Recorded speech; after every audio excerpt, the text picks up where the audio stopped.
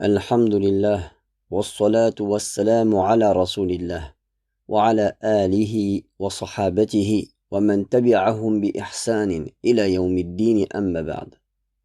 Louange à Allah, que les éloges et le salut d'Allah soient sur le messager, sa famille, ses nobles compagnons et tous ceux qui les suivent de la meilleure manière jusqu'au jour de la résurrection.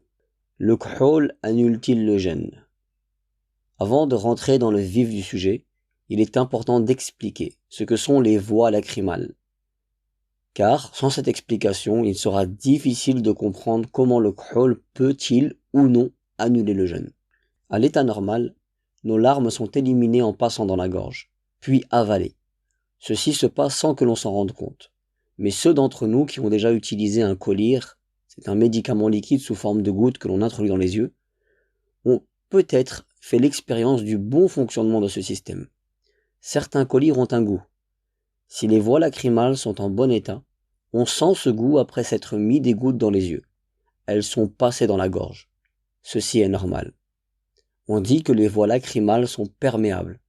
Elles laissent passer le liquide des yeux vers la gorge et donc introduisent par la suite notre système digestif. L'avis de référence est que le k'hol n'annule pas le jeûne, et ce, même si l'on retrouve sa couleur ou son goût dans la gorge, car le k'hol n'est ni de la nourriture, ni de la boisson, ou considéré comme tel. En effet, l'œil n'est pas une voie naturelle pour faire passer de la nourriture ou de la boisson vers l'estomac, contrairement au nez par exemple, qui lui est une voie naturelle pour faire passer un liquide vers l'estomac.